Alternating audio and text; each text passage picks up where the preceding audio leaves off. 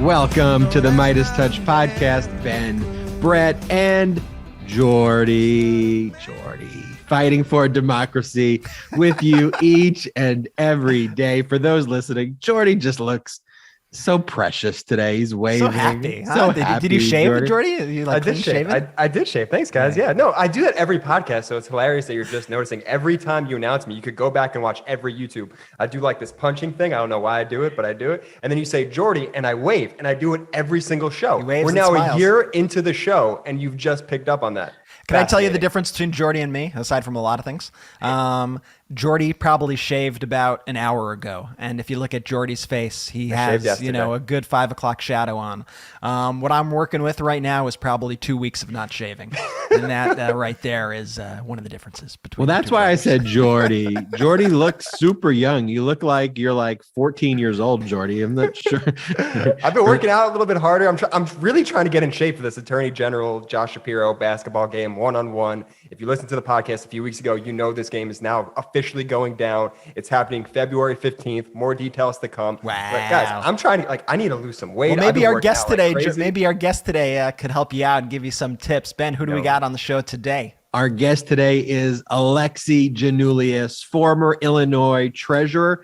Alexi was the Democratic nominee for United States Senate in 2010. I don't know if you remember that race was against the guy named Mark Kirk. He was endorsed by Obama.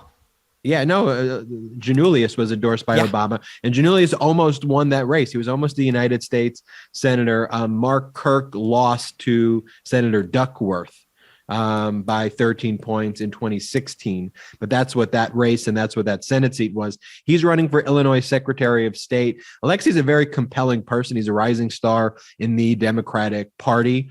And also, I want to highlight Secretary of State positions in general, the importance of Secretary of State positions as voting rights, literacy, all of the administrative things that held our institutions together as the radical right, American Taliban extremists. Yeah, you heard that. You heard what I said. Are trying to destroy and untether our country. We need Secretary of States who are great. It's an important position, as are school boards, as are all of these administrative positions, but perhaps nothing more important than the United States Supreme Court. We see elections have consequences. And for all of those people who sat on the sidelines during the Hillary Clinton, Donald Trump race and thought they're both the same, one, you're fucking stupid. Number two. Ooh, Ben with the tough love today. Let's go today. Ben going some tough love. Because look what happened.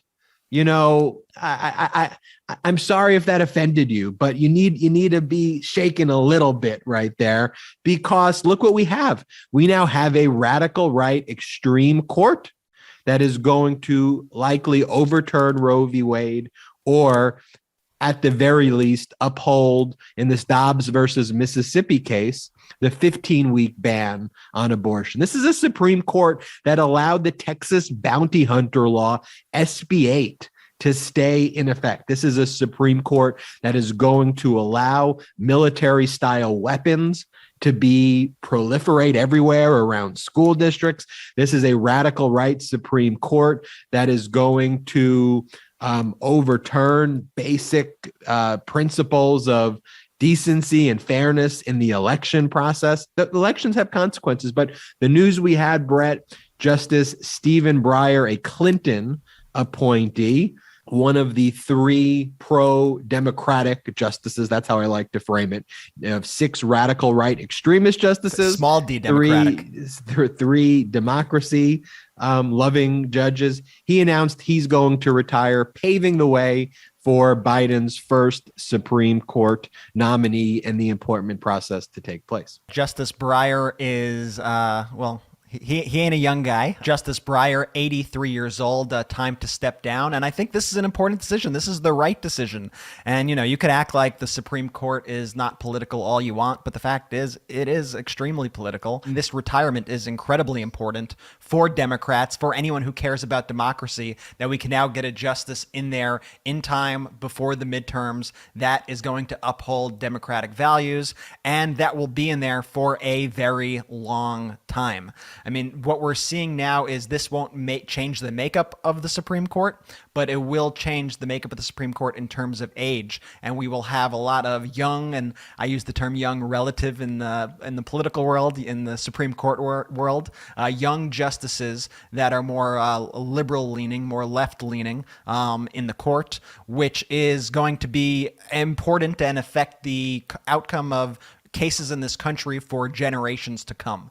And so I think it's an important stepping stone. Would love to have more representation in the court there, but it looks like he is set to step down in around June or July of this year. But Democrats, not going to waste any time here, are getting ready to get their nomination process started.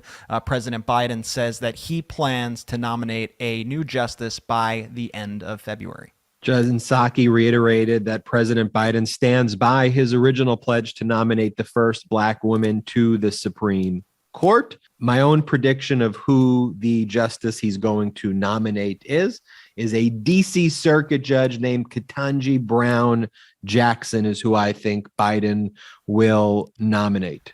That's a Ben prediction. Put it in the books. Let me tell you why. She's been through the nomination process before to become a DC Circuit judge. So she's already gotten the approval of the Senate. So it would just be another confirmation process. And so she's already been vetted through that confirmation process. That's why I think that's important. But speaking of confirmation processes, did you see the Florida Surgeon General's confirmation process? Like, here's the thing. And this is why I wanted Alexi on the podcast as well. Now is like the first time we would ever even talk about as a news story, a Surgeon General, not from the United States, who, by the way, we had to talk about during the Trump administration with all the wackadoodle COVID policies and things that were going on and criminal COVID policies that were going on. We're talking about a state Surgeon General, because what's going on there is just so absolutely outrageous. Governor DeSantis, he appoints Dr. Joseph Ladapo as Surgeon General. But I don't know if you know this. Grant Stern was circulating some clips of Dr. Joseph Ladapo, like laughing when people were asking him questions, like when they would approach him at scientific conventions. Yep. And it was always a very weird look. But to see him in this confirmation process, why don't we just start by playing the clip where he's asked by one of the legislatures, are vaccines good or bad? Like, it's a very basic question that he was asked. That vaccines in fighting against a pandemic like COVID-19 are effective. You recognize? Thank you for your question, Senator. So, again, I would say that the question is a scientific one, and it's one that is answered with data. So the question is informed by data on specific outcomes and specific therapies. So that's the scientific question. Mr. Chair, just a couple more follow-ups. Just a yes or no. Do vaccines work in fighting against COVID-19? Yes or no? You recognize? Senator, I as a scientist, I am compelled to answer the scientific question, and I'd be happy to answer any specific scientific question that you have related to vaccines and COVID-19. Scientifically, do the vaccines work against preventing COVID-19? Yes or no? Recognized. Okay. Well, thank you again, Senator. So, Yes or no questions are not that easy to find in science. Okay, we get it. That goes on for literally another 2 minutes of the guy refusing to answer. Yes or no? Are vaccines effective? The answer is yes. There's no other answer. Yes. Not just the guy. The Florida Surgeon General. The Florida Surgeon General. This is the guy who's appointed for Florida Surgeon General, the guy who's in this role right now. I mean, it is so outrageous. And it just goes to show you that I feel like too often we separate like the QAnon people in the Republican Party from like the mainstream Republican Party. We don't on the podcast. No, I'm saying GQP. Overall, the media, in general. That's why we call them the GQP, because they are the QAnon party. But this is exactly why we frame them like that here. Because here's somebody in a very important role during a very important crisis, espousing vaccine quackery, disinformation, just flat out lies, refusing to answer a simple question that, yes, vaccines work. I don't know what it is that we somehow act like Marjorie Taylor Greene and Lauren Boebert that they're crazier than Ron DeSantis and this guy, but they're really not that much crazier. They're not the fringe of the Republican Party. That's mainstream Republican Party for you. Marjorie Taylor Greene, Lauren Boebert, DeSantis. They try to couch it in, listen, we're not anti-vax. We're anti-mandate. We're anti-forcing you to do X, Y, and Z. But time and time again, even that is proving to be bullshit, because what we're seeing is DeSantis firing people who work for the Florida government, who even just encourage people in the government to get vaccinated. Not require them to, but say, hey, I think if you work for the office, I think it's a good idea if you get vaccinated. Fired. That's what DeSantis is doing down there. DeSantis making this whole scene because the monoclonal antibodies that the FDA has decided are not effective anymore and should not be used because they don't work. Literally, they do not work for the Omicron variant, which represents now over 99% of the cases in the country. DeSantis freaking out and trying to act like this is an attack on science, an attack on Florida, when even the drug manufacturers themselves say, yeah, you shouldn't be using these treatments anymore. You should use the treatment that does work, but you shouldn't be using our treatment, which has been proven to be ineffective and might actually be dangerous at this point because it doesn't help people. And that's what happens when your whole strategy relies on everybody get COVID, everybody get sick, and then we'll try to get you these therapeutic treatments after to try to help you out, rather than trying to nip the problem in the bud and saying, everybody get vaccinated and you won't end up in the hospital in the first place. These guys they're nuts. They're crazy people. And this should be easy for Democrats to run against. It should be easy for us to run against people who are this insane. We should be highlighting these words every day. One of the things to mention about this Surgeon General as well, is when he was meeting as part of the confirmation process with Florida Senator Tina Polsky, who currently has breast cancer, he refused to wear a mask. She respectfully requested that he wear a mask in her presence because she has the comorbidity that could result in, serious ramifications. He refused to even put on the mask and then tried to blame her for even asking him to do that. And what this ultimately comes out to, oh, by the way, the Florida Senate, they walked out as a result of the Democrats did, as a result of Ladapo's answers. Good for them for doing that. But what this ultimately comes down to, is real personal responsibility. I mean, Democrats need to take the mantle of, we are the party of personal responsibility. We are the party of respecting our community and being decent and moral human beings. Like that's what Democrats are. That's why I've always said it time and time again. Do not call Republicans conservative. Check yourself. Every time you say that they're the conservatives, stop. Correct yourself. Say, I misspoke. These are radical right extremists. I know it's going to be tough because it keeps being grilled. Conservatives, liberals, They don't get to use the name conservatives anymore when they take off their masks and try to cough on women who have breast cancer. Okay. They lose the mantle of conservatives many steps before that. But that's just an example of the least conservative things you can do. This podcast is brought to you by Blinkist. Love Blinkist. I've been reading so many of the books in the Blinkist format. I'm not sure if you've read A Short History of Brexit, The Future of Capitalism, The Prince, Letters from a Stoic.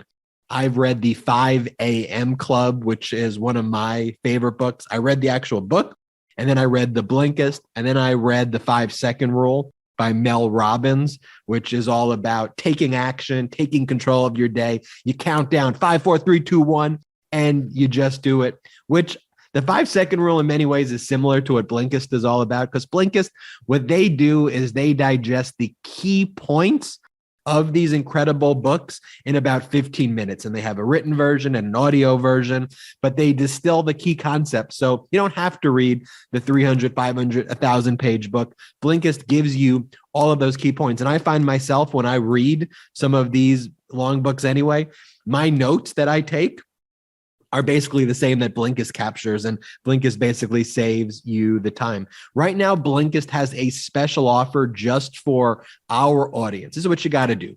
Go to Blinkist.com/Meidas. Start a 7-day trial and get 25% off a Blinkist premium membership. That's Blinkist. It's spelled BLINKIST.com/Meidas. Get 25% off and a 7-day free trial. That's Blinkist.com/Meidas. Let's empower you to grow personally and professionally by discovering all this new content and reading it in these digestible kind of 15-minute formats that I love. And that's how I read my books now, as I'm so busy doing these great podcasts with you and Popak. Brett, tell us what's going on with Spotify. So the whole Spotify Neil Young controversy, I guess you want to call it that. So basically, to rewind a little bit, Neil Young basically posted on his website saying that he no longer wants his music on Spotify as long as Spotify is hosting Joe Rogan on their platform. And so he basically gave them an ultimatum. He said, it's either Rogan or it's me. And Spotify said, okay, it's Rogan.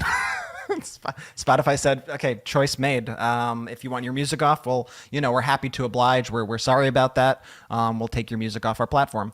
And this was the statement that they said. They said, we want all the world's music and audio content to be available to Spotify users. With that comes great responsibility in balancing both safety for listeners and freedom for creators. We have detailed content policies in place, and we've removed over 20,000 podcast episodes related to COVID-19 since the start of the pandemic. We regret Neil's decision to remove his music from Spotify, but hope to welcome him back soon. So they did it. They went ahead. They removed Neil Young's music. There's been a whole uproar in the Twitter sphere. What do you guys make of the controversy? I'm just gonna say, I think it was a really noble move on Neil Young's part.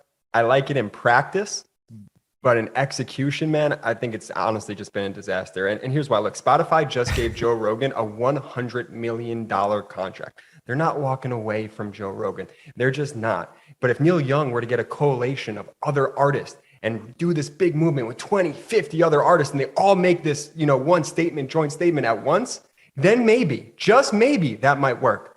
But one artist alone is not going to, be enough to pull the plug on Joe Rogan. And then unfortunately, all I've seen on my Twitter feed for the last 48 hours is Joe Rogan this, Joe Rogan that. And you just give them ammunition at the end of the day to call us the woke mob. Jordy, I think your comment was funny yesterday that you said, you were like, well, Neil Young, after all, is the voice of the generation, and something like that. Yeah. That's the thing. I mean, you have to have a lot of clout in order for that to work. You need to have a tremendous amount of clout. And I don't even know if any one artist has that amount of clout to really get somebody else removed from a platform. But I agree. Like, if you want to do that, what you need to do is you need to build a coalition of dozens of other artists who threaten to do the same exact thing and really force Spotify into the decision. I mean, this should shock nobody that they went with their leading podcaster, one of the biggest drivers to their platform, over Neil Young, who, let's face it, like Neil Young, incredibly successful, one of the most successful artists of all time. But right now, is he the most relevant artist in the world who has all this pull? No, I mean, he's not. I mean, it's just not the case. And so, I mean, I ultimately, at the end of the day, vote with your wallet. Like, if you want to get rid of Spotify because of this, get rid of Spotify. They'll only listen to ultimately what the money decides. I'll leave that to you. I wouldn't shame anybody for not doing that. But really, what we have to be doing is we need to learn how to compete compete in these spaces. I mean, that really is the issue. The issue shouldn't be, okay, we need to like silence and get rid of all these voices that are on there because we don't like what they're saying. But it's got to be, we need to be uplifting pro-democracy voices, and we need to drown out these other voices. And we need to make our coalition of pro-democracy voices that much stronger so that our pro-democracy voices are the ones topping the charts and getting the Spotify deals and are the ones who are being talked about every day. Because right now you're just talking about Joe Rogan nonstop. You're giving this guy the biggest platform on the planet. I'll take a slightly contrarian opinion to you, Brett. I do think that we need, as pro-democracy advocates, to improve our content machinery. We need to stop taking down or trying to destroy like other Democrats and content creators who are putting forward, great content. We need to be uplifting and building and inspiring the next generation of Democratic voices. But I'll say this, Neil Young should be praised for his principled position. Absolutely. Yes. I agree with Jordy. Neil Young doesn't have the juice, but if he sent a message to other artists out there, if he sent a message to other activists out there, to other athletes out there, my representation of Colin Kaepernick, him and a small group of players, took a knee, and then a very small group continued to take a knee. And if everybody stayed together, if there truly was a coalition that was, completely unified, it's those unified voices that can always speak truth to power in all of these various settings. I mean, imagine if Neil Young got Adele. Imagine if Neil Young got Taylor Swift, if he got Paul McCartney, if he got all these other bigger artists. Then imagine if he went to the other podcasts that Spotify pays. There are other big people who they've given 20, 50, $100 million to, and had them give Spotify the ultimatum. That would be a powerful case to be made. And then Spotify would really be faced with a decision. Do we want to be the platform that doesn't have these great artists? Like, one of the major reasons that everybody comes here is so they can listen to all of our music, and suddenly they can't listen to Adele, they can't listen to you name it? Or do we want to be the platform that everybody from Gab and 4chan and everybody is coming to? Yeah, Brent. But Neil Young isn't a community organizer. What Neil Young is trying to do is trying to light the match so that hopefully other people take his lead. And what I think is problematic is that a lot of people who may have the voices to follow what Neil Young is doing, may not be following his lead, may not be taking that mantle. But I'm with you. Ultimately, though, the question, though, Brett, is should they be taking the mantle, or should there be, though, just more content out there, and we compete with Rogan? We got to build the audience, but it's an interesting debate. But let me tell you something that really shouldn't have a debate. What's going on in Arizona? I don't know if you saw this today, Brett. This was breaking literally as we're, as this morning was, we were talking about what some topics were for today's live podcast, is this Arizona bill that was introduced that would literally allow the legislature to vote whether they approve the election results on a yes or no. And remember, this is the same legislatures who signed on to the forged documents to create the fake electors that were submitted to the archives that were part of the coup plan, that the fake electors from the Republicans were going to replace the actual winning slate of electors. This comes from the state Senate that hired the cyber ninjas, which was a complete and utter sham and disaster. And so there's literally a bill that was introduced. We'll see what happens with the bill, but that's what the bill says. Legislature can overturn the results. Yeah, flat out. They could overturn the results. And not only that, it limits voting to one day only. You only have one day to vote, takes away all early voting options, and also takes away basically all mail-in ballots, bans nearly all mail-in ballots. I mean, it's really just like, we don't want people to vote. Like, we tried it out and our candidate didn't win. Let's try to get rid of this. It's a pattern that's happening throughout the country right now. And that's what the Republicans stand for: voter suppression, upholding white supremacy at all costs, and this shift towards authoritarianism, this shift towards autocracy. And we're seeing it in Arizona, and we're seeing it in even states like New York. So the New York Young Republican putting together a statement to endorse Viktor Orban of Hungary, the autocratic leader in Hungary. They didn't have to make a statement. No one was asking who they were. No one was asking who they were endorsing in Hungary. Like, this isn't in their purview, but they felt it necessary to make a statement to support the autocratic leader in Hungary. And I think Hungary is it should be a foreboding tale of our own country here, because they are a country that fell to this autocratic leader, and there's somebody who these Republicans want to emulate here. They want that here. They want that brand of far-right authoritarianism, that brand of fascism in America. And that's why you see Tucker Carlson promoting people like Orban. That's why you see Donald Trump promoting people like Orban, because this is how they view America in the world, or this is how they want to see America in the world. They want to see America be alongside Hungary and be alongside Russia instead of alongside our current allies like Canada and France and the UK. It's ultimately the irony of it all is that these current radical right extremists that are Republicans are radical right extremists. They're not conservative. They're radical right extremists. What they want is the United States to be like a satellite country, a second fiddle to Russia. The way they see the global map is they see Russia as the leader of the world. They see America as kind of the Robin to Russia's Batman.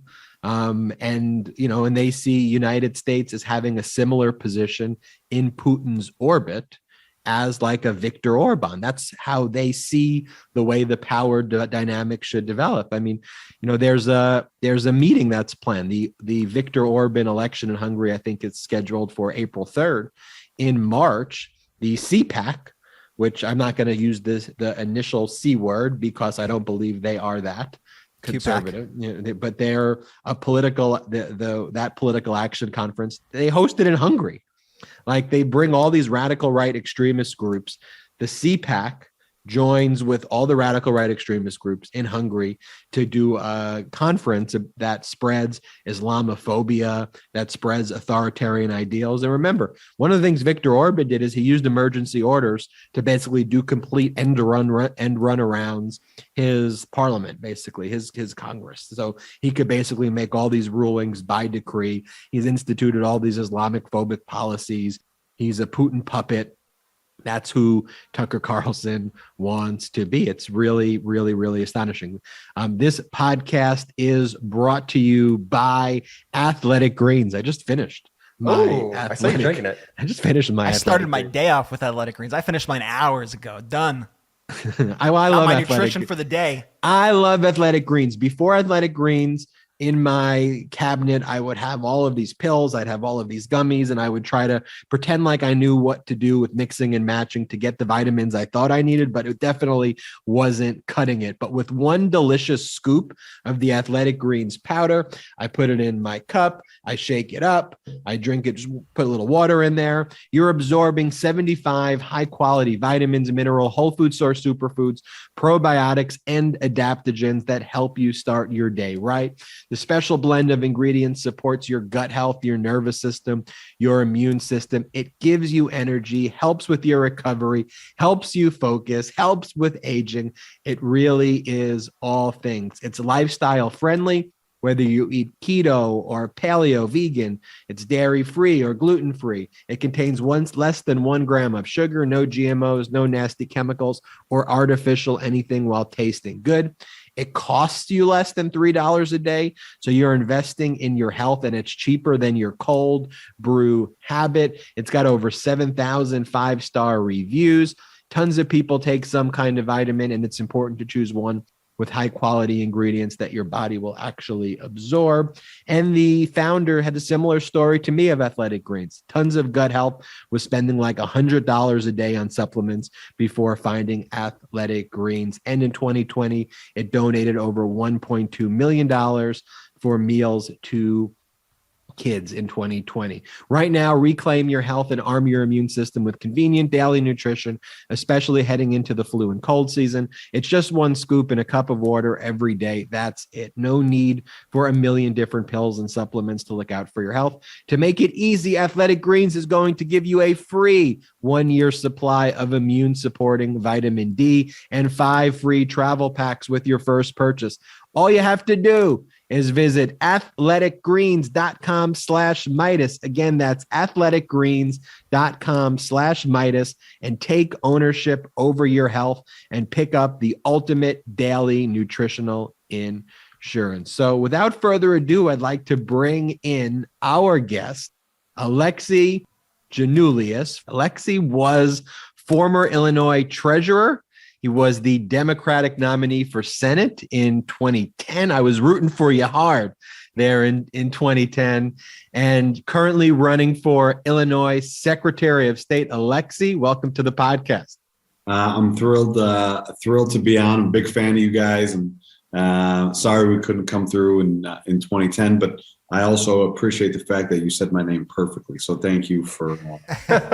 Honestly, and Ben is awful with last names, I will tell you. So I don't know how the hell he got your last name correct, but like Ben could say that someone's name could be like Tim, and Ben would call them Time. So I don't even understand how Ben got this one, but. Brain works in an interesting way. It's a weird personality flaw. If you look at our reviews, they're 5-star reviews, but the one criticism is I can't say the most basic names right, and I don't know why. And Alexi, it's a real struggle for me. Like, I'm really glad Giannoulias, I got it right there, and maybe that's my thing. I get complicated names right, but when I see the names, and I'm a regular confident guy, I just like, oh shit, don't mess it up. I psych myself out. It's like, who was that one player that couldn't throw to first base or whatever? He can like do everything, but he couldn't throw to first base, or he couldn't, I forgot what it was. No, the catcher who couldn't throw back to the pitcher or something crazy. Yeah, the yips. Ben's got the yips with last names. Yeah, I'm looking it up. Was that John Lester? Yeah. No, there was someone who, I forgot what it was. They couldn't. They did everything great, but they couldn't do the medium.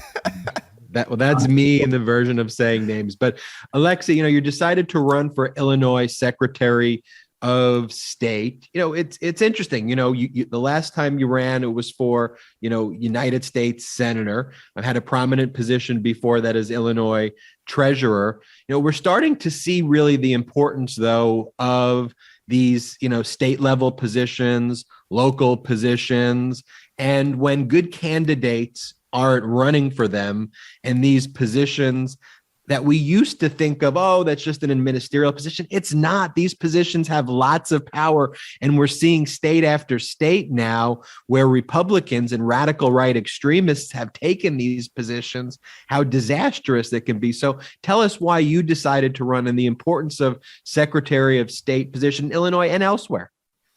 Well, that's a great question. I think, a lot of folks, especially the media, like to focus on the governor's races or the U.S. Senate races, and obviously presidential. But the truth of the matter is, there are so many unbelievably important offices locally on the state side that have more of a tangible impact on people's everyday lives than a lot of these other offices. Right? Not to take anything away from being a U.S. Senator, being a U.S. Congressman or Congresswoman, but the truth of the matter is, a lot of the decisions, the big decisions when it comes to voting rights, when it comes to infrastructure and where projects are, when it comes to education and shutting down schools, a lot of these issues that we're dealing with on a day-to-day basis, it's local politics, what I call, that are the decision makers that are incredibly important. And again, I'm not trying to dissuade anyone from running for the U.S. Senate or running for president or governor, but we have to make sure we keep these offices that I think are as important, or right now in the stage we're at in our country's history, that are just as important, if not more important, to keeping. And when I think about the Secretary of State's race in Illinois, right? Not everyone thinks of it as a sexy office, but the truth of the matter is, we have over 4,000 employees. We are responsible for our state's libraries. I'm the chief librarian. We're responsible for all our DMVs. There's a social justice element. There's environmental issues. We talk about, which I know we're going to get into, the importance of protecting voting rights. Like there's so many elements of the office. It's also serves as essentially the SEC officer of the state of Illinois. So we go after white collar criminals and corporate criminals. So keeping these offices in Democrat hands was important before, sort of the Donald Trump craziness and the COVID challenges. It's way more important now. And I think if nothing else, sorry for the rambling answer, we need people now more than ever to step up, stand up, run for these offices because they are crucially important. One of the things you mentioned is education policy. And one of the roles of the Secretary of State of Illinois is administering literacy efforts there. What we are now seeing with radical right extremists in states like Virginia, what we're seeing with even school boards, in Tennessee, what we're seeing with Ron DeSantis in Florida, banning books, banning topics like discussing the existence of racism, having discussions about LGBTQ+, having tip lines in Virginia where parents can complain about certain types of books and topics that are being discussed if it offends them, despite it being the reality of what people are going through and dealing with in books that we read growing up. And so what do you think about that trend, and what can you do as Secretary of State to combat that? I think first of all, it's a very scary trend. I don't like what I'm seeing. I think COVID has just exacerbated this sort of the fear of what we're learning and what people are teaching their kids. And I think this divide and this polarization and these scare tactics has just made everything worse. And I will tell you, both my parents were immigrants. They came to this country from Greece, and when they came here, they had nothing, but they cared about the importance of education. That was the biggest thing, making sure that their three boys had every opportunity to be educated, and the freedom of learning about different topics and picking your school and picking your college are such a huge deal. So to see this deterioration is scary to me, not just as the son of immigrants, but someone who's the father of two daughters. I will tell you that in the Secretary of State's office, we're limited in our ability on education issues directly. That being said, I am a huge believer in the importance of our library system as sort of an ancillary to schools, and especially because of COVID, where a lot of these young boys and girls have been left behind. To give you an idea, so the Secretary of State, as I mentioned, is the chief librarian of Illinois. So we oversee three major library systems that cover the entire state. That's about 600 public libraries.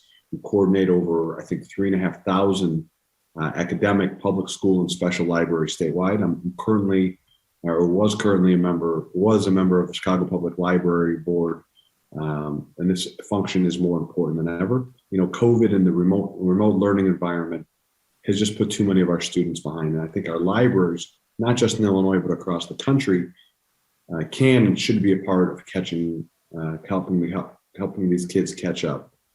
To give you an idea, before COVID, there were 180,000 people that visited our libraries in Illinois every day alone. More than 27,000 questions were asked of our reference librarians every day, and there were more than, I think, 2,500 views of our digital library resources every day. So in Illinois, we're going to expand on these services by offering even more tutoring, more mentoring, more supervision, especially in summer months and after school hours. We're going to find ways to make more electronic offerings available to help combat some of those issues you brought up: financial literacy, civic literacy, but also not letting some of these school boards, and again, not to beat a dead horse, that's why these local races are so important. Who's on the school boards? Who are the ones making these decisions? We've seen some of these scary highlights of what goes on during these meetings. We need intelligent, caring, capable people to step up and run for these offices. It's funny. My client, Colin Kaepernick, recently spoke at it's called the Lib Learn X American Library Association. He gave a speech about the importance of librarians and them really being on the front lines of, our education system and just being able to teach children diverse viewpoints. And it's just so wild to me that that's under attack. And talking about other things that are under attack, voting rights under attack. And we've seen the prominence of Secretary of State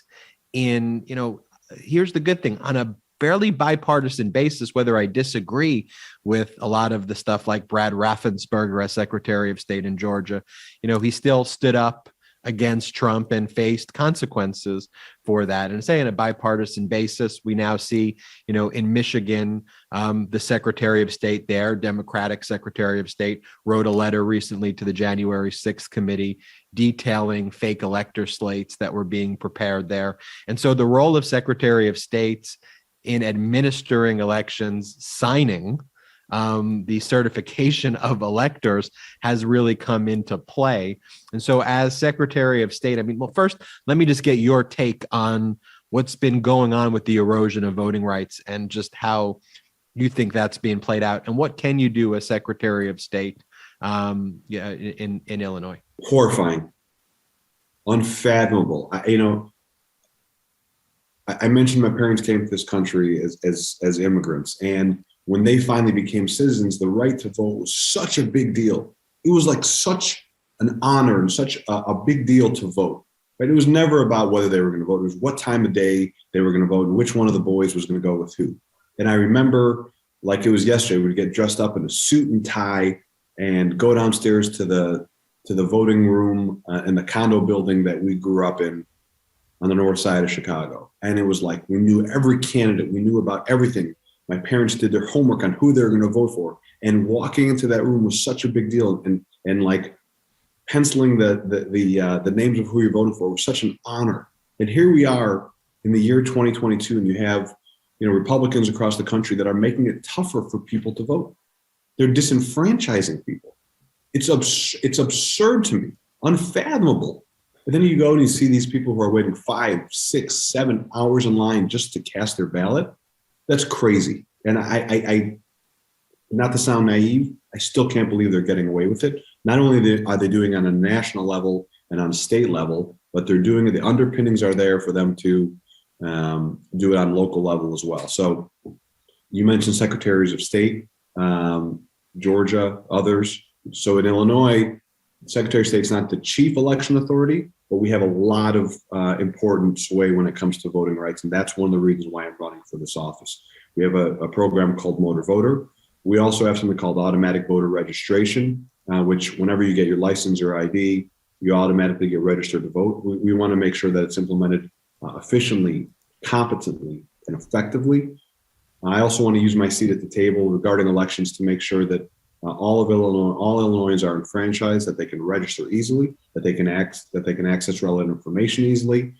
I also want to be a national voice, hopefully, for early voting, for the importance of mail-in voting, potentially electronic voting at some point, if that's the way we go.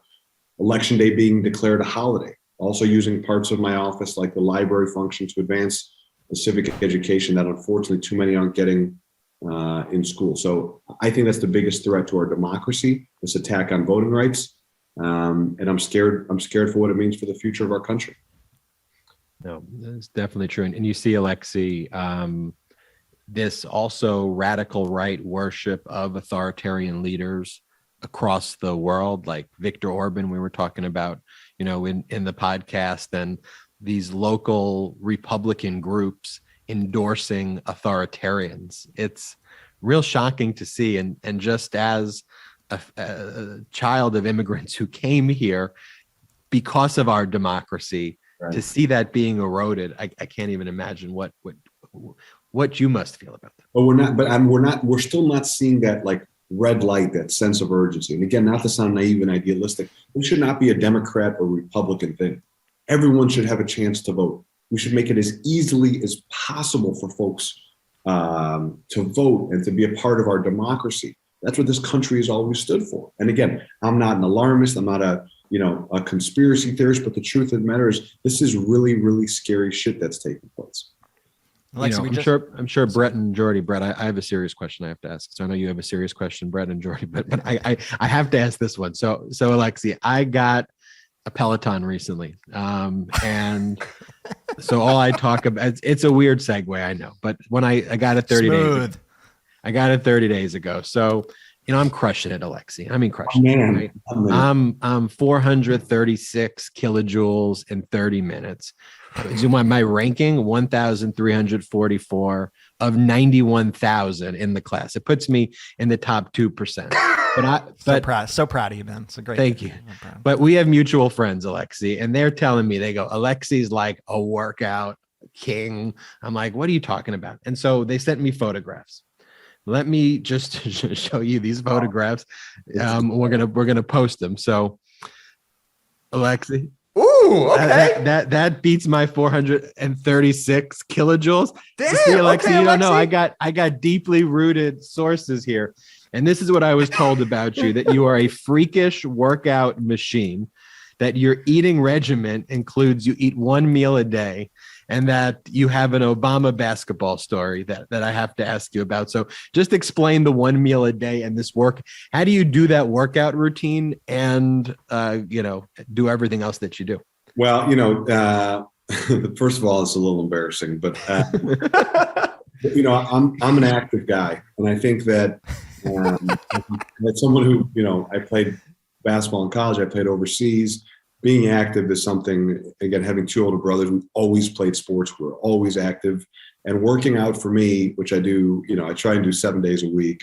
It's more about a mental state, right? I mean, I don't do it for aesthetics. I'm 45 years old with a wife and two kids. So it's not like I care how I look. I do it for mental.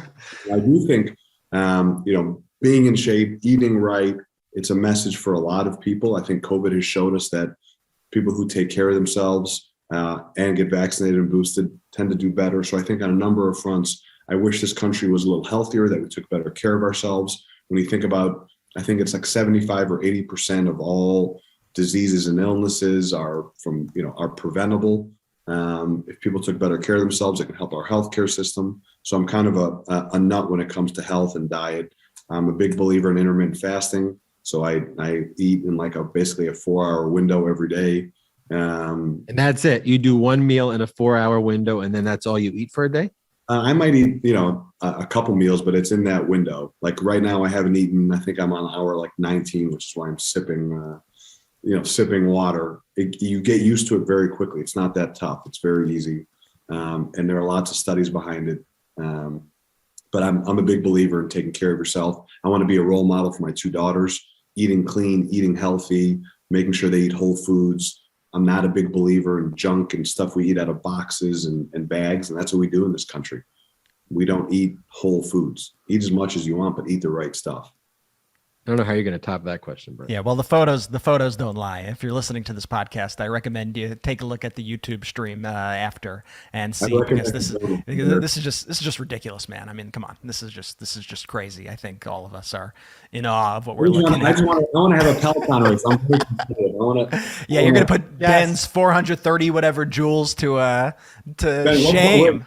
Ben, what place were you in? 1,119? Well, look, when I finished the class, I was around 300 of a class of about 12,000, and then it builds to more people as more people ride it. I was 1,344 of 91,937 people. Well, you got to get to number one. You got to win that. You got to win that damn number of tape.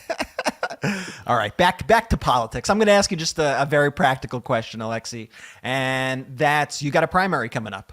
You got some primary challengers. I saw a recent poll that polled 600 likely primary voters, found that 50, you are on the top of the poll right now, tied for the top, but 58% of people surveyed are still undecided on the race. So how could you convince those voters that you're the right candidate for this role? Well, I think it's still a little early to push the primary back to June. We are up in all the polls, which feels nice. But there's a lot of work to do now. I'm very proud of the campaign we've built. We've been endorsed by over 200 elected officials, almost all of organized labor, people like Congressman Chuy Garcia, Congresswoman Jan Schakowsky, groups like Our Revolution. We have high name ID from the U.S. Senate race. So things are going pretty well. But again, I'm not, I'm doing this because I believe in public service. And I think we need people to step up and be more engaged in the public domain and run for office. So I'm not going to bang on any of my opponents. I just think I'm going to continue to talk about modernization of the office, focusing on our libraries, most importantly, protecting our democracy and doing everything we can to help this country move forward. Because I do think we are living in very, very precarious times. And I think absolutely we need people to step up and fight for our democracy, fight for our country, and fight for our planet. Absolutely. And Alexi, I think I caught something that you said before. You said you had 2 older brothers, so that makes you the youngest?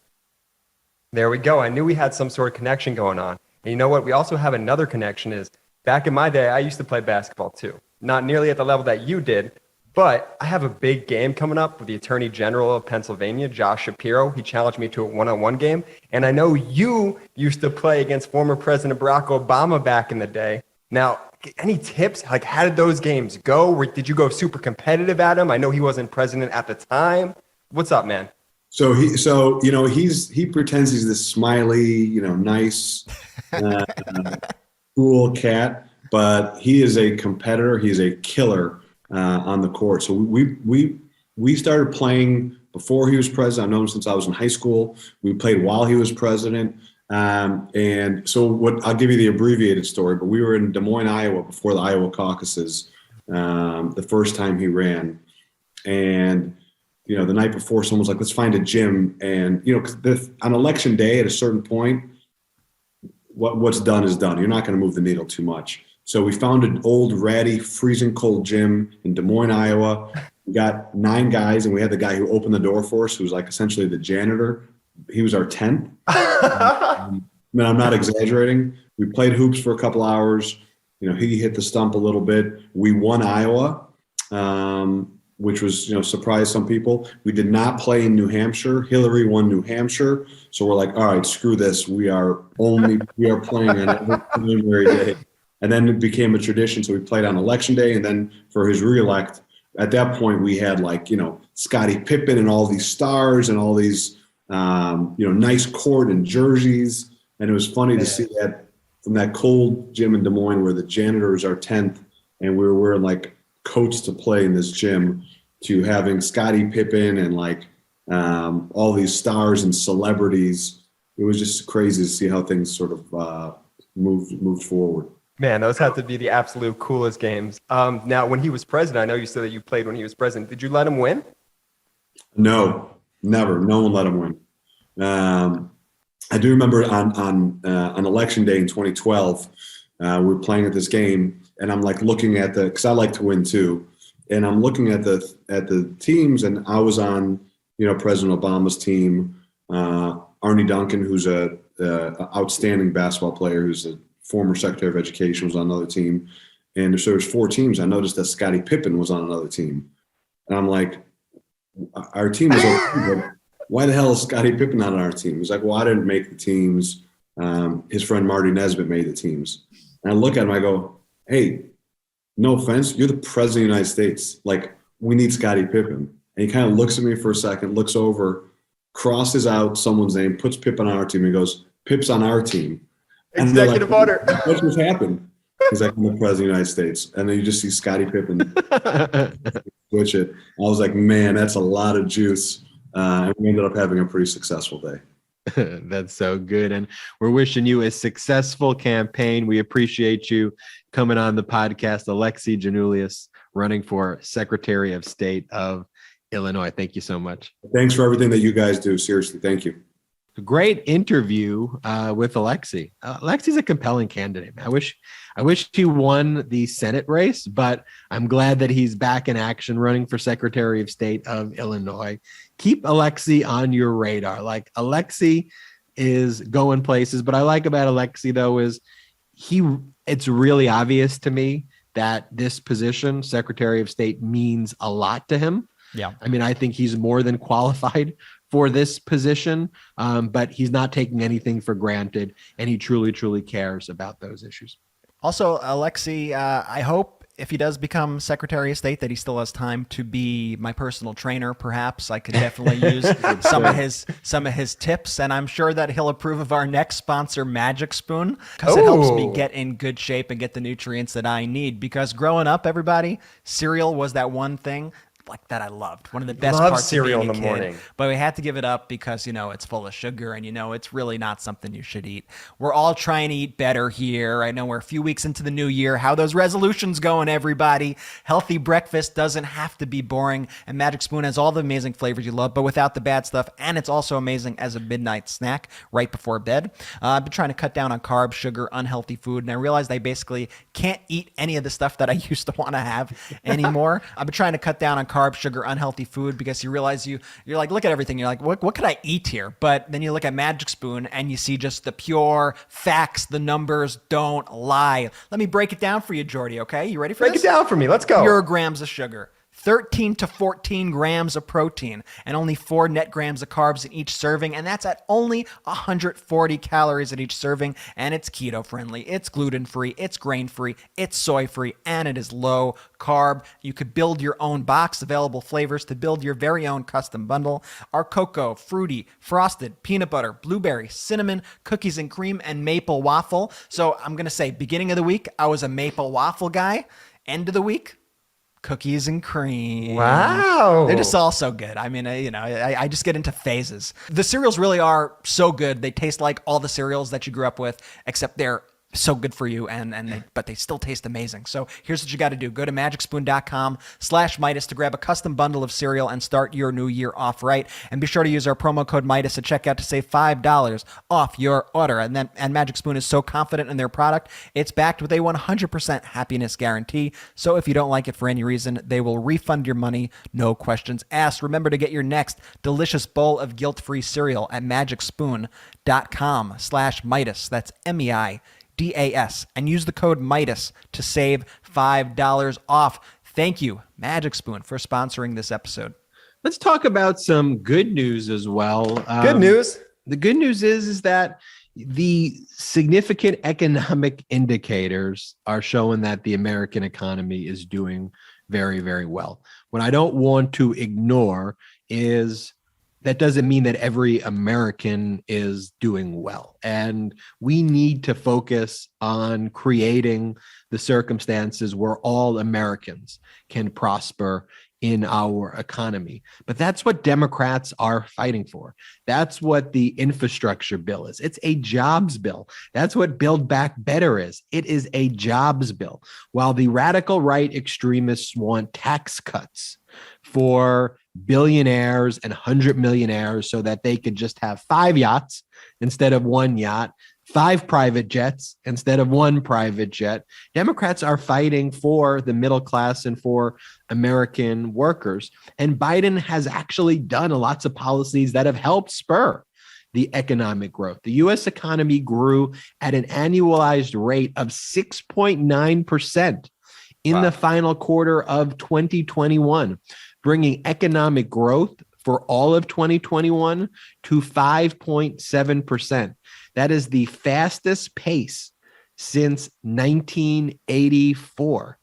And there are jobs in Ohio, Intel investing in Ohio, in Michigan, GM making its largest investment ever, $7 billion to create 4,000 new jobs. I seem to remember, Ben, that Donald Trump spoke an awful lot about we're going to have 6% GDP growth, 6% GDP growth. Manufacturing is coming back. Look, we're going to have a manufacturing boom. And while he talked and ran his mouth, I think what we're seeing is President Biden is actually delivering on promises to help the working class of this country by getting these plants in with the, like you said, Intel in Ohio, GM making its largest investment ever in Michigan. These are going to create jobs, and not just temporary jobs. These are going to create permanent jobs, well-paying jobs that are actually well-suited for the future.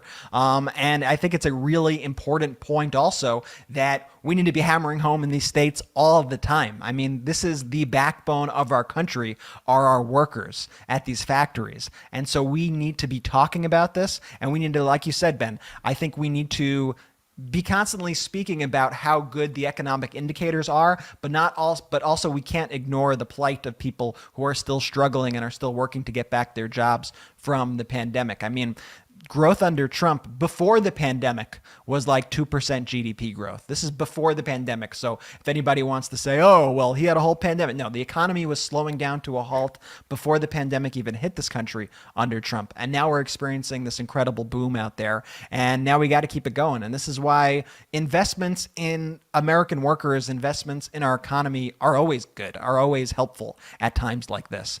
Because when money is in the hands of American workers, that's when the American economy thrives. The American economy doesn't thrive when we give it to a bunch of billionaires who hoard it and don't inject it into the economy. And workers are spending money and injecting it straight into the economy and are building more jobs, creating new technologies, and are really the backbone of everything, getting us through this. It's one of my favorite Biden lines, actually, from one of the speeches that he gave that we used in the Let's Go Brandon ad that we aired on Fox News when we, used that phrase and turned it against the GQP. When he says, "It's never a good bet to bet against the American people." I love that. Yeah, and increasingly, that's just what it seems. It's just nonsense coming from the radical right extremist echo chambers. It's just nonsense. It's spreading disinfo, spreading lies. It truly is, Jordy. They are rooting against the success of America. At all turns, all they want to do is take away the American dream from Americans. That's what their goal is. And they create these nonsense issues. It's like we talked about on the other podcast, this absurd Tucker Carlson Eminem rant where he tried to say that Democrats are responsible for the fact that M&M's, a private company, decided that the high heel stilettos of the green M&M in the anthropomorphic form should be less of a high heel and more of a flat heel.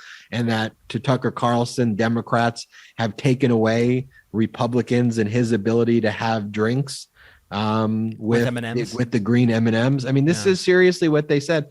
And so you think like, the fuck are they talking about?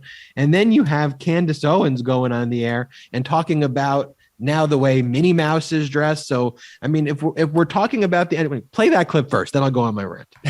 I mean, look, this is why people don't take these people seriously. They're taking all of these things that nobody was offended by. It's like they have to get rid of them and destroy them because they're bored. They're absolutely bored. They're trying to destroy fabrics of our society, pretending that there's issues. So everybody looks over here. Look at Minnie Mouse. Don't look at inflation, Jesse. Look at Minnie Mouse. The world is going forward because you've got her in a pantsuit. Never mind that you can't get anything at the grocery store and you can't buy a piece of bacon unless you've got $30 in your pocket. At least we're addressing the real problem, which is Minnie Mouse. And so we're talking about the green M&M. We're talking about Minnie Mouse. We're talking about Dr. Seuss. We're talking about Mr. Potato Head. Okay? These are the Republican issues. This is what the radical right stands for and cares about when they're not attacking the Capitol building, when they're not supporting Viktor Orban of Hungary and other authoritarian regimes across the country celebrating the 4th of July in Russia, as Republican senators did. Their main core domestic issues is Minnie Mouse, Potato Head, Dr. Seuss. Are you kidding me? And spreading COVID. Let's not forget. And spreading COVID, which seems to be their other thing that they are into. Because they had Alex Berenson on the show. Tucker did. Alex Berenson, who's been banned from Twitter for spreading COVID disinformation, still gets a slot on Fox News. And I'm not going to play this clip. Don't play, because just don't even play it. If you pull up the picture, blur out every word in the picture too. No, I'll say what he said, but I'm not going to play his words. But he starts spreading a lie, just a flat out lie, saying that mRNA vaccines, which is the technology used in most of the vaccines, is actually dangerous, and that these mRNA vaccines should be pulled from the market instantly because it's killing people. I mean, this is dangerous shit. And to me, Ben, and I say Ben because I have a legal question coming up. Don't worry, Jordy. If I were one of these vaccine manufacturers, if I were Pfizer or Moderna, I would sue the shit out of Fox for spreading this kind of information. I would try to dominion them. Dominion 2.0. Right? Because why not? How could you go there and just spread such blatant lies? I like that, Brett. Willfully? This person knows what they are doing, and I would think they have the intent to, for whatever reason, to be slandering these businesses and this technology. Before Ben answers your legal question, I just want to say people should dominion them, should become like, oh, I Googled that. Like anytime a company or private company sues Fox News because of lies they spread about their entity, it should be called dominioning. If I were to have I agree with you, Brett. Would they actually technically have a claim? I think they would. I think what differentiates Pfizer and Moderna from Dominion and other companies like Dominion that were victims of the big lie is the issue of damages. Ultimately, Dominion lost billions of dollars because of the contracts that were literally canceled because of the big lie, when they were actually one of the safest and most effective election places. Whereas I think that Pfizer and Moderna would have a more difficult time proving damages. You can argue that a lot of the other people who should have been vaccinated maybe would have gotten vaccines, which could have resulted in them making money, but that's not really the situation. The United States has ordered enough vaccines for everybody, but because Fox spreads this disinformation, the people who should be taking it, you go to a CVS, you go to a convenience store, you can go anywhere and get a vaccine right now. And that's a good point. They don't charge you to get the vaccine. Exactly. It's ultimately charged to them. But it's a very technical argument though, but Brett, here's the pattern of Fox though. Let's look through like the recent history of Fox News. What they do is they spread disinformation, they ruin lives, they kill people, and then they pay settlements years later to cover their ass, and then they do it all again. It's like one Ponzi scheme that Fox News has going with some sort of like disinformation Ponzi scheme of Fox News. I mean, you saw it with Seth Rich, the lies about Seth Rich, the guy who worked for the DNC, who was killed, and they blamed, Hillary Clinton and spread lies about Democrats. They settled with his family, all the Pizzagate conspiracies. They had to apologize for the Sandy Hook students. They had to, there are still damages pending. A judgment was made against Fox for spreading news about Sandy Hook. You have Dominion, Smartmatic. It's the pattern. It goes back years and years and years. They lie to their viewers. They rile people up. They create fake news. They cause real damage, real harm, kill people, and then pay some money and then move on to the next issue. Ben, is there ever a suit that's possible where we could drop the news out of Fox News? I mean, if they argue every time they get into one of those suits that Brett mentioned that they're an entertainment network, is there anything that could be done there? Yes, except the Republican radical right would never allow that to happen. I think what you would have to do is pass legislation, or you would have to exercise agency enforcement mechanisms. But because that propaganda network props up a radical right extremist party, until we all come together as a nation, which I want to come together. I'd like to come together, but they're out there spreading COVID and killing people and having these radical extremist ideas. We're never going to reach that conclusion though, Jordy. And the same way, earlier I said how, Ron DeSantis really not all that different from Marjorie Taylor Greene. Fox News really not all that different from OAN. They espouse the same disinformation, yet OAN is the one who's getting quote unquote canceled from DirecTV and, other places, and Newsmax is getting canceled from other places, but Fox stays. And it kind of goes back to the Spotify thing because money talks, and Fox makes a lot of money for people. And at the end of the day, that's all these corporations care about. I mean, we've seen it personally as we build this Meidas Media Network. A lot of the big money, most of the big money, is going towards funding these far-right authoritarian voices because it makes them money. I'm not even going to say that they think that that's the best policy for the world or that they endorse fascism, but they are implicitly endorsing fascism with their dollars. When you see Spotify giving a $100 million contract to Joe Rogan, when you see these other outlets giving tons of money to people who espouse those beliefs, when you see Charlie Kirk having these massive events with screens and lights and smoke and thousands of people in the arenas, those are all funded by deep, deep, deep pockets. And here's the thing, Brett, to that, it's all part of a strategy, because that gives people, you steer people into that community, you keep them in that echo chamber, the fireworks, the music, Democrats, though, do need to have a little showmanship, like we do. Like what we need to do is, we talked about these great economic boom results. Like we need to celebrate that. Like we need to be out front center, in Michigan, all over, like united, getting that out there and holding events and rallies around that. But I just want to take a quick break, but I do want to show after this, we have to show the Marjorie Taylor Greene or play the Marjorie Taylor Greene clip because it's incredible. But just take a break 1 second from the news, because believe it or not, breaking news doesn't always have to be about some of the latest court decisions, drama on Capitol Hill or Web3 or whatever that is. In fact, here's some tech news you might have missed, and it has to do with, get this, fine art. A Picasso painting sold for over $100 million at an auction last year, marking a 1,400% increase from its original price. That's a 1,400% increase, which is shocking.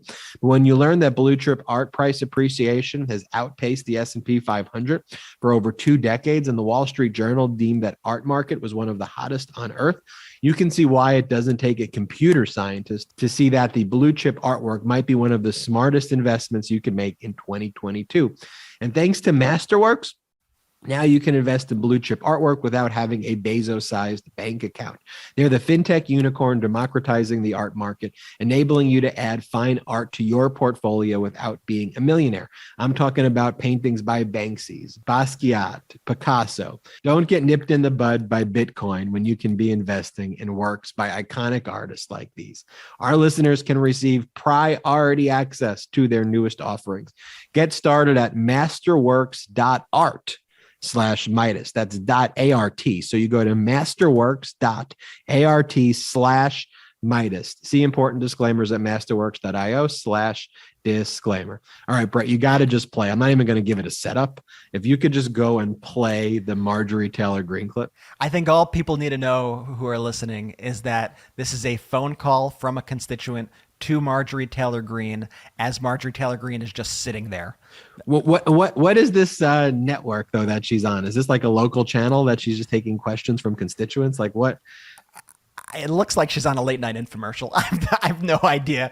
I have no idea what this is. But it beats, I don't know if you saw the clip the other day where she was in a bar. She was speaking from inside a sports bar on Steve Bannon's show. So I guess it's a level above speaking from inside of a bar. I guess that's all she has time to do now. But listen to this Georgia constituent. Listen to this Marjorie Taylor Greene constituent right here. Hello. Go ahead. Yes, I just want to say thank God for Joe Biden. She is an embarrassment to the state of Georgia. Well, we all have our opinions. Amen to that, and I've got mine. You will not accept the fact that Joe Biden won. And that is the whole thing. You're not going to accept it. You're going to keep on and just peck. Yeah, and you won't get anything done. If you're not going to respect the man and realize that he's the president, you're not ever going to get anything done. You've got to work together, and you are not doing it. You're not doing it. And neither are the other Republicans. They're just going with Trump. No, he didn't win it. He didn't win it. And wasted all the money in Georgia to have to count the votes 3 times because he said he won, and he didn't. She's just squirming. She's just that sitting woman there. is the woman on the phone. Amazing. Yeah, I mean, that's what all her constituents need to be doing, though, right? Exactly. Like, they all need to be getting in front of her face in as many opportunities as possible and saying stuff like that. Because it's true. Marjorie Taylor Greene, literally, maybe next to Jim Jordan, is like the most useless congressperson on the planet. She gets nothing done. All she does is espouse conspiracy theories and just yells and screams. She finally off all those harasses committees kids. that she was on. Yeah, I mean, that's why she has time to hang out at the bar and go on those podcasts. Yeah, she has literally nothing else to do. She has no real power at this point. So, everybody should be doing it. And it's people like Marjorie Taylor Greene who are keeping this country divided and who are preventing real work from getting done. And in the royal flush of the Marjorie Taylor Greenes and other members of Congress, you mentioned Jim Jordan. I called the royal flush because they literally just flush their integrity. I'm going to say they flushed their integrity years ago, but they're trying to flush the integrity of the country. You got Matt Gaetz or Gaetz. I don't even know how you pronounce his last name, but there's different pronunciations. But the most recent one is this big Joe. These names are ridiculous. This guy, Joe Ellicott. who's like a radio host who was in the sex ring that Joel Greenberg, who previously had pled guilty, and he confessed to raping an underage girl. And Matt Gaetz is part of this ring, and they have like Venmo messages. And this guy, Joe Ellicott, was apparently in the room when Joel Greenberg was having a conversation with Matt Gaetz about the woman who they raped, her age. And so Ellicott is pleading guilty to it. Not pleading guilty. I think he's taking a plea deal that would actually potentially not have him plead guilty on the major charges. I think some of the crimes that they're charging him with for his cooperation, like, are involved like Adderall usage, and drug usage, maybe so he's wire pleading fraud guilty. or So he's something pleading like guilty that. to the lesser crimes, and he's acting as a cooperating witness to help the federal government in their case against Matt Gaetz. And so we said this for a while. Gaetz is done. Yeah, and I mean, I got to assume though that, like, you know, they had Joel Greenberg booked, but like they're like, you know, you need kind of backup, you need substantiation to build your case and make it stronger. And like once you have this 1, 2, 3 punch of all these cooperating witnesses, it's really just like a matter of time. I mean, it's horrible. And I think what you see here, what you lay out, you sort of see a bigger picture forming around it, where it seems like Greenberg and Gaetz didn't know the age of the victim at the time, which doesn't make it any better and doesn't mean anything under the law. Rape is rape, and it doesn't matter whether, you know, they knew of the age of the victim or not. And then they discovered the age of the victim, or at least heard through the grapevine what her age was. And Joel Greenberg used his access to the Florida DMV registry due to his position as a Florida official, and looked up the victim online, learned her real age, and called Gaetz and had a conversation with Gaetz about it. And this Ellicott witnessed that phone call, is now the second witness to confirm that phone call. Joel Greenberg has previously confessed to this, which means that Matt Gaetz lied about this when he was asked if he had knowledge or if he knew that he had raped an underage girl. So Gaetz caught lying. This situation just keeps getting worse and worse and worse. I mean, here's the thing here, Brett, too, that's worth mentioning. And this is also a differentiator of a big one between the radical right extremists and democracy-loving Democrats, and just the level of corruption. So, Brett, you Meidas account also did a tweet that basically said the broader issue here too is that the Republicans support Matt Gaetz. They know these things, and they've all rallied behind him. Not only they rallied behind him, but they put him on the House Judiciary Committee. So, and they haven't removed him from the House Judiciary Committee, and they've rallied behind him at all points. Now, the House Judiciary Committee has oversight over the Department of Justice, the department investigating him for this rape, and they leave him on the House Judiciary Committee. Not only do they leave him on there, they intentionally put people, the radical right, on committees to troll people. Like, that's what they find to be, like, that's just what they stand for. Like, that's why they put Marjorie Taylor Greene on the Education Committee immediately after she was stalking the victims, the surviving victims of school shootings, and calling them actors. And then they put her on the Education Committee. Like, that's real sick shit. Like, these are real disgusting people for them to do that. And speaking of sick and disgusting people, though, there is accountability coming, Brett. January 6th, 2 updates to report there on the January 6th committee's work in court. One pretty close to home to me here. Judge Carter, who's a judge in the Central District of California out of the Orange County Courthouse. I've appeared in front of Judge Carter before, a total no-nonsense judge. And so when John Eastman, who used to be a law professor somehow at a law school in Southern California, he espoused all these radical right, big lie ideas. He was one of the people who spoke at the January 6th insurrection and inspired the crowd and encouraged the crowd and was involved in the insurrection. So he's claiming attorney-client privilege. I'll break all that down on the Legal AF this weekend with Popak. I know Jordy like when I plug that, but love that plug. No, that's a good plug. You waited till the end of the episode. It was very considerate. But this federal judge, though, in California, and it's California because Eastman lives in California. That's why he's in front of a California judge.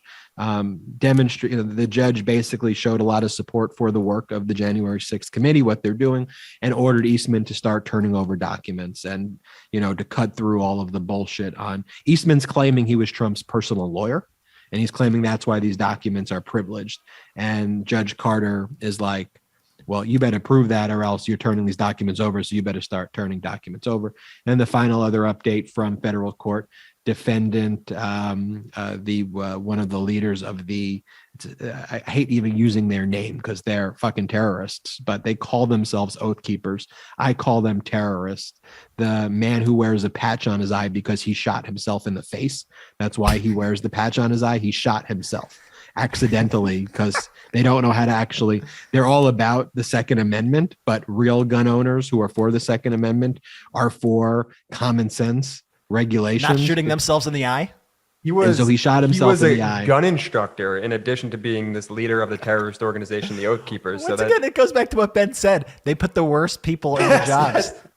They put the guy who shot himself in the eye as a gun instructor. I mean, it's absurd. Can't make it up. But the magistrate in the Eastern District of Texas ordered that based on the fact that this Stuart Rhodes poses a danger to society, he's being detained. He's not out on any bail, and so he's currently lock him up forever. Just keep him away. And I want to say now that if you look at where all this is heading, if you look at the questions that are being asked, if you look at what's going on with the fraudulent elector scheme and how the federal government is now confirming that they are reviewing the fraudulent elector scheme, which I thought was an actual highly unusual move for the DOJ to confirm that they were reviewing the fraudulent elector scheme to multiple news outlets and saying and reiterating their commitment that they are going to go as high as it goes in the food chain.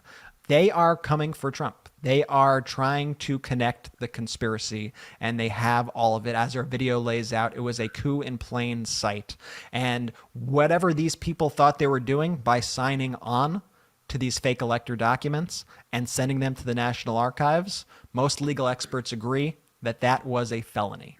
And so we will see where this leads. And I think it all, as we all know, connects back to Donald Trump at the end of the day. I plugged this podcast on our last podcast. I rarely plug podcasts. I plug new ones that I really, really like. And this Ravi Gupta podcast with a few other hosts, it's called The Lost Debate. It's really good. And it's really good. And, a lot of our listeners checked out The Lost Debate. I encourage everybody to check out The Lost Debate wherever you get your podcasts, because whenever you're looking for news, you may feel forced to choose between echo chambers and the mainstream media, and then the conspiracy obsessed disinfo chambers. But that's why I check out Lost Debate. It's a podcast and YouTube show for political eclectics who want to escape their medial bubbles and engage in good faith with ideas from across the political spectrum. The Lost Debate, it's hosted by Ravi Gupta, a former staffer of Obama and school principal who founded ARENA, an organization that has trained thousands of progressive staffers and helped elect hundreds of candidates. Corey Bradford, a progressive political organizer from the Deep South turned TikTok star, who once hosted a Fox News radio show, and Ricky Schlott, a Gen Z New York Post columnist and libertarian fighting for the protection of free speech. They cover the latest news, ideas, and trends that mainstream media overlooks. Instead of being at each other's throats, they focus on bringing new perspectives to the table in constructive debates that sound less like crossfire and more like discussions between real people. Join the conversation. Check out The Lost Debate today. New episodes drop twice a week. All you have to do is search for The Lost Debate wherever you get your podcasts and on their YouTube channel. Brett, Jordy, an honor spending this time with you and the Meidas Mighty. I want to give a special thanks to all of our sponsors: Blinkist, Masterworks, Magic Spoon, Athletic Greens. Thank you all for supporting the MeidasTouch. Want to thank Alexi Giannoulias for being on the podcast. And Brett, any final words? No, we got a lot ahead of us this year now. And the Supreme Court Justice, the Supreme Court nominee, is another big deal. And it shows how important our efforts were in 2020 and in 2021. So I want to give a shout out to all of our listeners in Georgia. I want to give a shout out to everybody who helped us with our efforts in Georgia, to Stacey Abrams, to all the activists in Georgia. And let's get ready to do it again. Because if that should show you anything, it's how important it is for us to hold on to the Senate and hold on to the House, and not only hold on, but expand our majorities so we can continue to do good things for America. I agree wholeheartedly with Brett. Please subscribe to the MeidasTouch YouTube channel, and shout out to the Meidas Mighty!